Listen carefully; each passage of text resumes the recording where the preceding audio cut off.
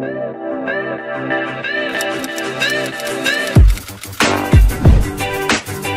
everyone, my name is Felix Guo. Welcome to Global AirLearning. Today's presentation topic is Father of Science Fiction. We are really happy to have Kevin present to us.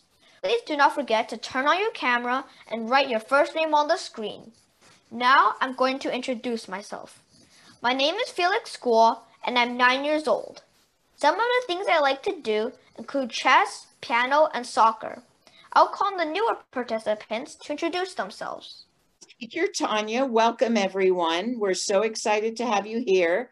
I have been teaching for 28 years, but I continue to be a learner just like you. I love reading and writing and art, and I love meeting new friends. So let's meet some of our newer friends. First, wonderful. Now we'll go back to our host, Felix. Thank you, Teacher Tanya. Now we're going to have our presenter, Kevin, introduce himself. Hello, everyone. My name is Kevin, and I am 10 years old. I live in Seattle, Washington State. Some of the things I like to do in school are writing, science, and reading. Some of the things I like to do outside school are math, reading, writing, soccer, and music. Today, I will talk about the father of science fiction. I chose this topic because I love to read his books, and also he is famous. Now, I have a question for you. Who do you think is the father of science fiction?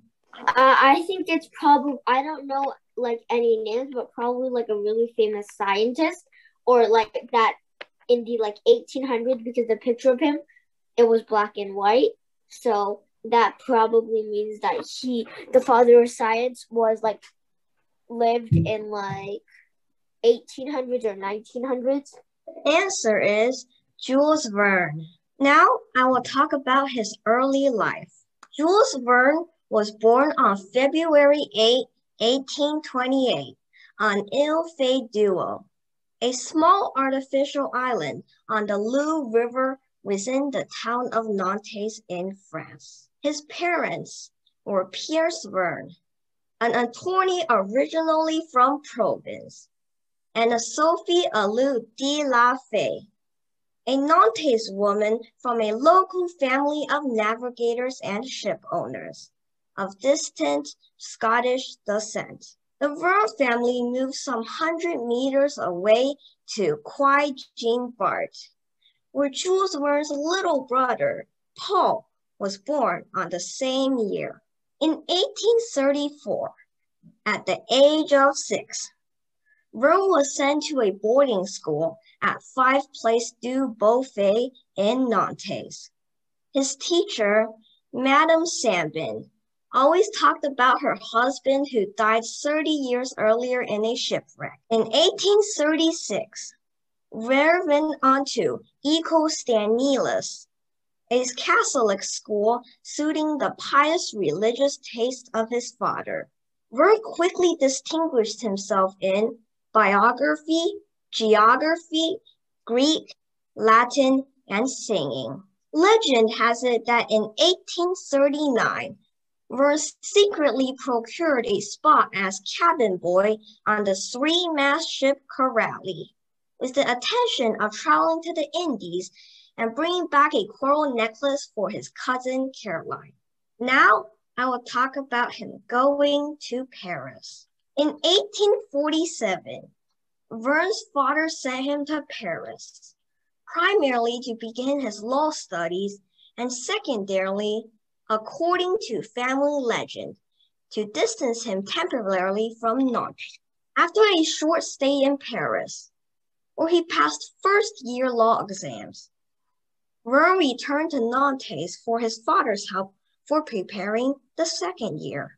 In 1848, Verne left Nantes again for Paris, where his father wanted him to finish law studies and take up law as a profession. Verne arrived in Paris with an upheaval, the French Revolution. While continuing his law studies, he fed his passion for the theater, writing numerous plays. Though writing profusely and frequenting the salons, Verne diligently pursued his law studies and graduated with a law degree in January 1851. Now, I will talk about him starting literature. In 1849, thanks to his visit to the salons, Verne came into contact with Alexandre Dumas, one of the greatest writers in France at that time. In 1850, Verne became close friends with Alexandre Dumas' son, Alexandre Dumas Phillis. The two young men revised a play together. They had it produced by the Opéra National at the Théâtre Historique in Paris. Verne then met with a fellow writer from Nantes, Hitry Chevalier. Hitry Chevalier was looking for short stories, and Verne first offered him a story. In 1852, at age 24, for some time, Verne's father pressed him to abandon his writing. However, Verne argued in his letters that he could only find success in literature. In January 1852, his father offered Verne his own Nantes law practice. In 1854, at age 26, meanwhile, Verne was spending much time at the National Library of France. Verne met the illustrious geographer and explorer Jacques Arago. In April and May, the magazine published Jules Verne's short story, Master Zacchaeus. Another outbreak of cholera led to the death of Jules Sevesty, Verne's employer at the Lyric Theater, and by then, a good friend. Now, I will talk about some of his early travels. In 1856, at age 28, Verne traveled to Amiens in France to be the best man at the weddings of a Nantes friend. Verne published into his new business obligations, leaving his work at the Theatre Lyric and taking up a full-time job as a stockbroker. Verne woke up early each morning so that he would have time to write before going to the stock exchange for the day's work. In 1858, at age 30, Verne seized an opportunity offered by Hignard's brother, a sea voyage. The journey, Verne's first trip outside France, deeply impressed him. And from his return to Paris, he fictionalized his recollections to form the backbone of a semi-autobiographical book, Backwards to Britain. In 1861, at age 33, a second complimentary voyage took Hignard and Verne to Stockholm, from where they traveled to Christiania and through Telemark. Verne left Telemark to return to Paris, but missed the birth on August 3, 1861 of his own biological son, Macaulay. Meanwhile, Verne continued to work on the idea of a science novel. It took shape as a travel across Africa and would eventually become his first published novel, 5 Weeks in a Balloon. Now, I will talk about his partnership with Hetzel. In 1863, Verne came into contact with Piers Jules Hetzel and submitted to him the manuscript of his developing novel, then called Voyage in Balloon. He saw Verne, with his demonstrated inclination towards scrupulously researched adventure stories, as an idle contributor for such a magazine and accepted the novel, giving Verne suggestions for improvement. Verne made the proposed revisions within 2 weeks and returned to Hetzel with the final draft, now titled 5 Weeks in a Balloon, and it was published by Hetzel on January 31. For the rest of his lifetime, most of his novels would be serialized in Hetzel's magazine before appearance in book form, starting with his second novel for Hetzel, The Adventures of Captain Hatteras. Early on, Hetzel influenced many of Verne's early novels, especially in the first few years of their collaboration. Verne was so happy to find a publisher that he agreed to almost all the changes Hetzel wanted. Later on, the relationship between publisher and writer changed. Verne was able to keep more of his ideas on the novel. Now, I will talk about his later years. On March 9th, 1886, Verne's nephew, Gaston, who is mentally ill, shot him with a pistol. The bullet entered his left leg, giving him a permanent limb that cannot be overcome. After the deaths of both his mother and Hetzel, Jules Verne began publishing darker works. For example, The North Against South and The Flight to France. In 1888, Verne entered politics and was elected town councillor of Amiens, where he championed several improvements and served for 15 years. Verne was then made a Knight of the Legion of Honor in 1870. He was promoted to an officer of the Legion of Honor in 1892. As sad as it may be, on March 24th, 1905, at the age of 77, Verne died at his home in Amiens. His son, Macaulay Verne, oversaw the publication of the novels Invasion of the Sea and The Lighthouse at the End of the World after Jules' death. In 1989, Verne's great-grandson discovered Jules Verne's as yet unpublished novel Paris in the 20th Century, which was subsequently published in 1994. Here's a picture of Jules Verne's deathbed in Amiens, and here is his funeral, led by his grandson and his son. Now, I will tell you about the top 5 books he had written. Before that, what do you think the most popular book by Jules Verne is? Ooh, friends, any idea? And I know Kelly earlier in the chat had said about one of the books. Elizabeth? 8,000 Leagues Underneath the Sea and Around the World in 80 Days. Oh, let's see. Evan, what do you think? And then Austin. I think it's the 20,000 Leagues Under the Sea book. Okay. Austin, what do you think? I think Jack and the Beanstalk. I also think it's the Jack and the Beanstalk because it's like very popular and a lot of people know it. Well, the answer is 20,000 Leagues Under the Sea. 20,000 Leagues Under the Sea is about a man named Captain Nemo who goes on a sea journey in a submarine to find a sea creature that was destroying boats. He thought it was a gigantic narwhal. On his journey, he battled many terrifying sea creatures.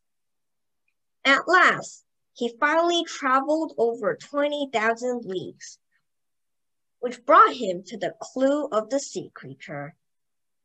And here's a hint. The name of this sea creature has 7 letters.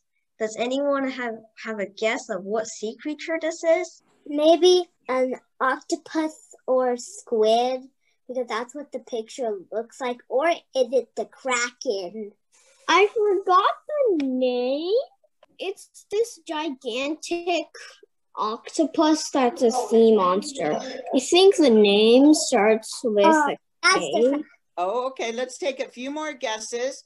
Giant octopus. I've saw one. It's even bigger. It's even bigger than you. It's called the giant octopus. Ooh, Michael, what do you think? I think it's a gigantic octopus. Okay, Isaac. I think it's a giant octopus too. Okay, Kevin, tell us. Well, you guys are all correct. The answer is a octopus. Number 2. Around the world in 80 days. In 1872, a man named Phileas Fogg took a bet to travel around the world in 80 days for 20,000 pounds.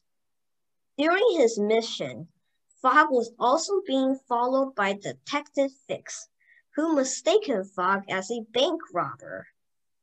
The journey was filled with many challenges and ended with a big twist. Read the book to find out if Fogg won the bet. Here is an original planned time that Phileas Fogg wanted to travel with. This is where he lives, London, United Kingdom. So this is where he starts his journey.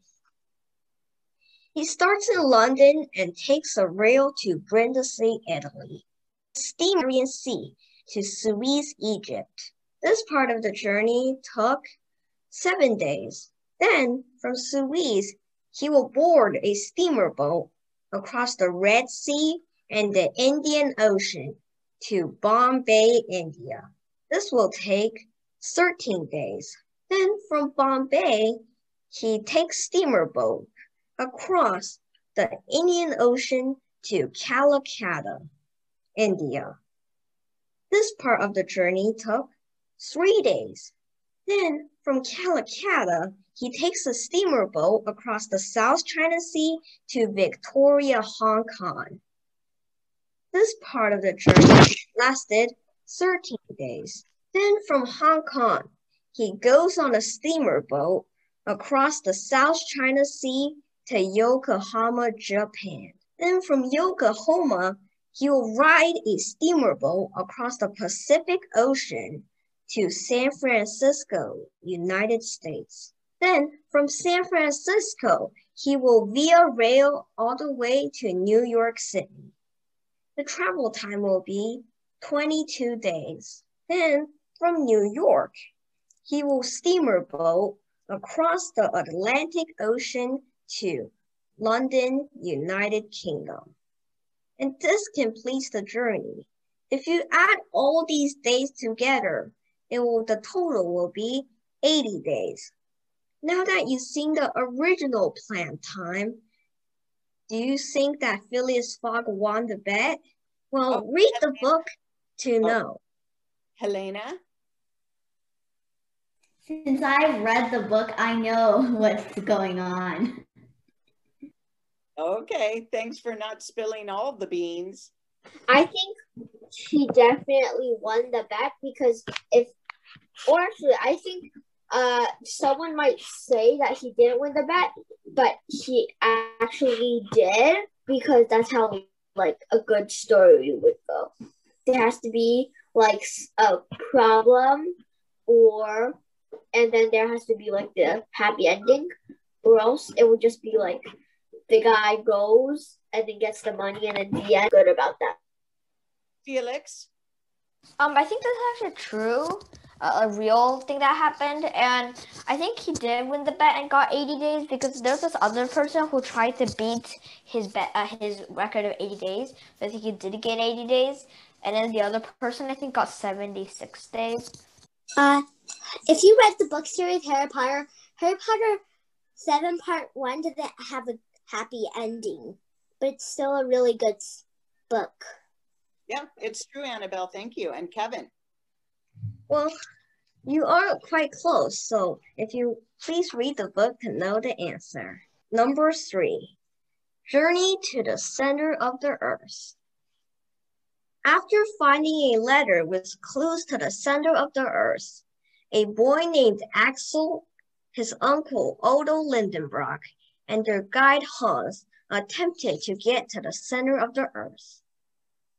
On their journey, they encountered petrified trees, fossils, a river, an ocean, giant mushrooms, and a coal mine. They almost made it to the center of the Earth, but had to leave because of the volcanic eruption. And here is the clue in the letter.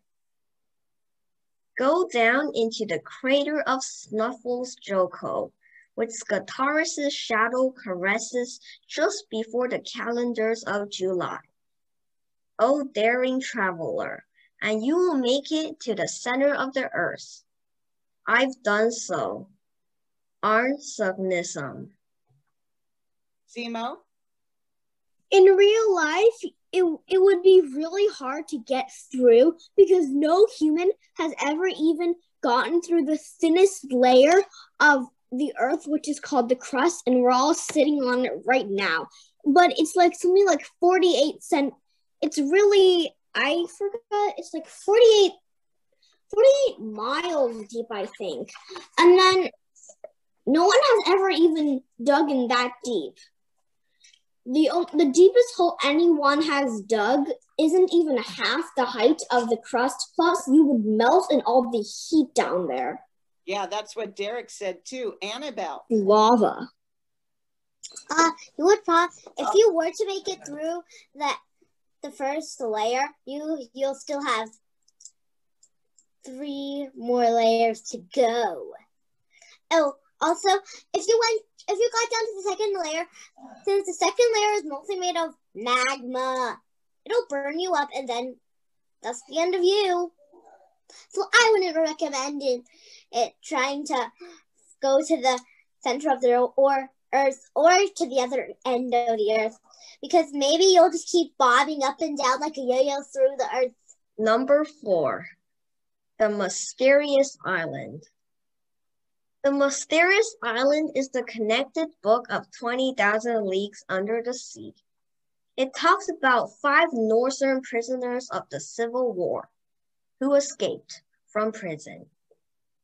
They ended up on a mysterious island called Lincoln Island. Many pirates attacked them, and one of the 5 prisoners were Arton, and he was kidnapped. At last, they found out this island was Captain Nemo's secret hideout. Nemo helped the 5 prisoners get back Arton and kill the pirates. Before dying, Nemo gave the 5 prisoners some gifts. After that, because of a volcano eruption, the island completely crumbled. Thus, the 5 prisoners went on their ship and left for Iowa. Number 5. From the Earth to the Moon. After the Civil War, Barbicane and several others planned to send a rocket to the moon. The group of people had meetings every day to go over material and design of the rocket. The discussion ended when they agreed on to make the rocket with aluminum and to create the rocket in Tampa Town, Florida. Finally, the rocket was built and launched into space. So, do you know what makes these 5 books so unique? Well, the answer is because the books were well written with very interesting storylines, and Jules Verne explored technology that did not exist back at the time of writing. So these 4 books are the best example for technology and storylines. The first one is 20,000 Leagues Under the Sea, and that technology is submarine. At that time, submarines capable of submerging in water did not exist. Yet, Jules Verne was able to imagine and describe life on the submarine traveling in the Atlantic Ocean. Second is around the world in 80 days. And that storyline is global travel. At that time, the technology of balloons, steamer boats, and trains did exist, but no one ever thought about traveling long distances in them, except Vern. Third one is the mysterious island, and that technology is torpedoes. At that time, the technology of torpedoes didn't exist, but Vern was able to use it on Captain Nemo's submarine to kill the pirates. Number 4 is from the Earth to the moon. That technology is rockets carrying people. At that time, rockets carrying people did not exist, and Vern was able to imagine the concepts of rockets going to the moon, carrying people. Simo? What are torpedoes? Oh, torpedoes are like these giant bombs, but they come out of ships where they shoot it at people and they explode. Felix? Yeah, they're sort of like bombs in water. Like they come from like the water, but it's sort of like a bomb.